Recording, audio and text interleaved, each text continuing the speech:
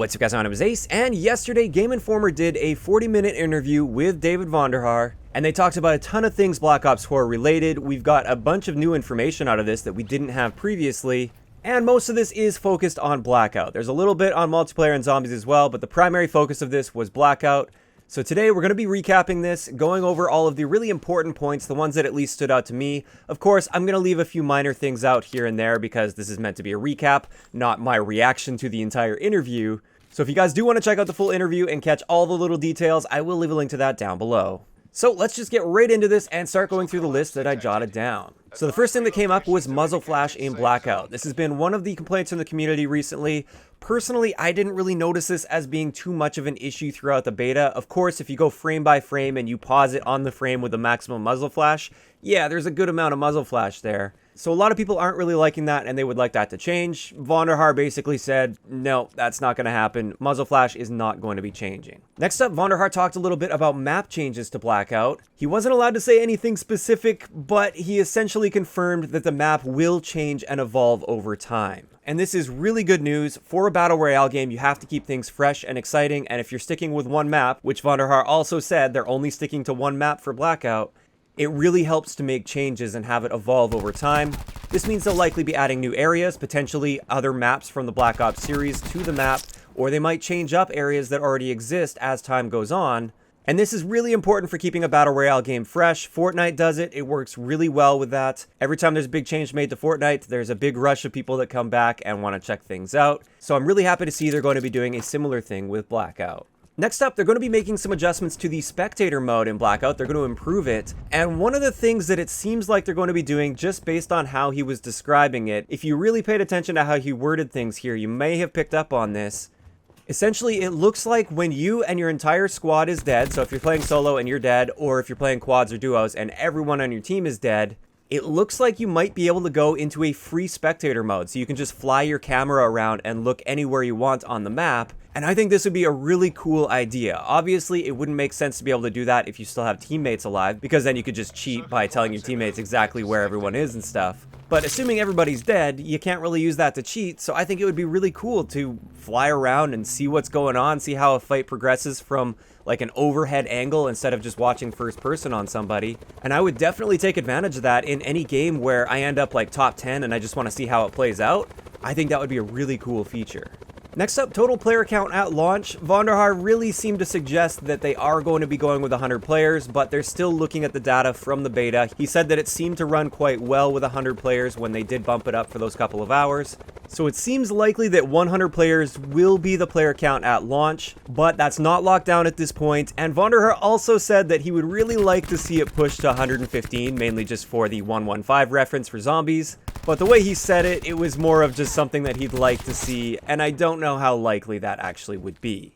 Next up, Vonderhaar mentioned that any post-launch weapons that are going to be added to the regular multiplayer modes, they will be in Blackout as well, which is quite interesting to see. There's already quite a few guns in Blackout for a Battle Royale game, and if they're also adding in every one of the post-launch weapons that comes throughout the year, there could be a very large pool of weapons available in Blackout, which will be interesting to see how that plays out. On one hand, there's going to be a ton of variety, which is awesome. I really like variety as long as it's balanced well. But on the other hand, when you have RNG loot that spawns, the more weapons you have, the less likely you are to get the exact gun that you actually want.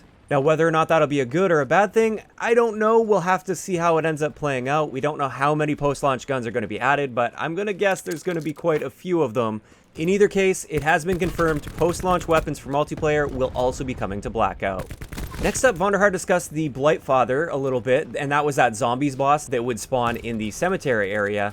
In the full build of the game, that thing is going to be dropping loot that we didn't have access to in the beta. And it sounds like it's going to be pretty powerful loot, and it's stuff that I think they just wanted to keep under wraps and keep that hype up for launch. They didn't want to reveal too much too soon. So that's really interesting to note. Also, he did mention that that Blightfather is like a limited time event. It's not like it's always going to be there. And that there will also be challenges tied to killing that Blightfather or completing other events that are similar to the Blightfather. He specifically stated that it'll be possible to potentially earn skins by performing an action like killing a Blightfather, and I think that's great. I love the idea of having cosmetic content that's locked behind challenges rather than supply drops or just straight up paying money for it. Speaking of events, this brings us on to the next point. Vonderhaar mentioned that they have tons and tons of events planned throughout the year. He actually said that they currently have a list of 175 viable events that can take place throughout the year. Some of those events are going to be really minor events, other ones will be bigger events.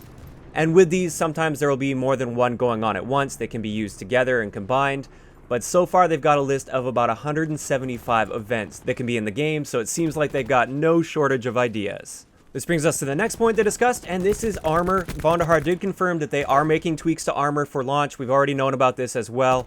And one thing he did mention is level 3 armor is here to stay. It's not going anywhere, which doesn't surprise me at all. I realize that's something that they want to be in the game, but they might play around with that a little bit. And one of the changes he said that they were playing around with was actually the change that I suggested as my #1 change that I'd like to see made to armor.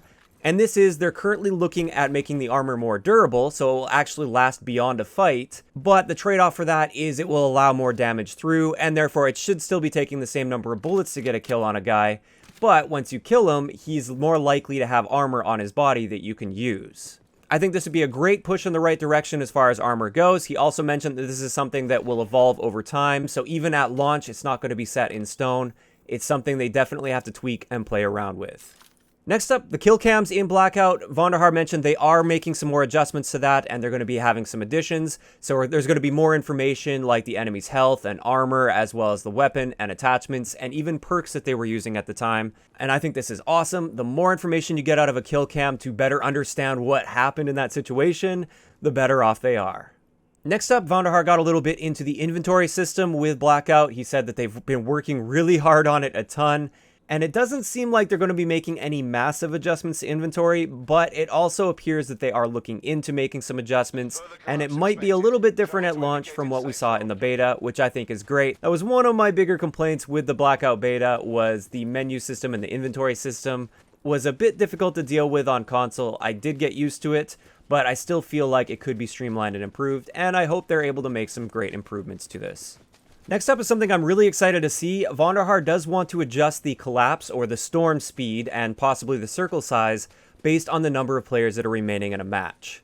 I think this is very important to a Battle Royale game because every game starts out different. If you have a game that starts off where more than half of the players die within the first 2 minutes, then that can lead to a very boring middle game where you just can't find anybody because the circle's too big and it's not moving very fast. So it's not forcing any engagements, and it can be really difficult to find those last people. If you have it so it scales to the number of players that are remaining, so it'll speed up if there's not very many people remaining for the size of the circle, or it won't go super fast if there's still a bunch of people left, I think that leads to the best mid-game experience possible, and I'm excited to see if they actually implement this.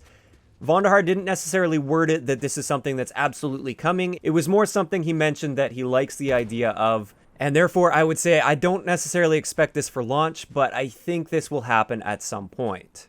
After that, we get into the progression system for Blackout, which has been one of the big questions within the community. How is that going to work? Are we going to have prestiges? It turns out they're going to be 80 levels, or essentially 81 levels, because apparently once you get to level 81, there is a really big prize that you get for doing that, and I think that's great. I hope there's some end game to work towards when it comes to that that's actually worthwhile going for.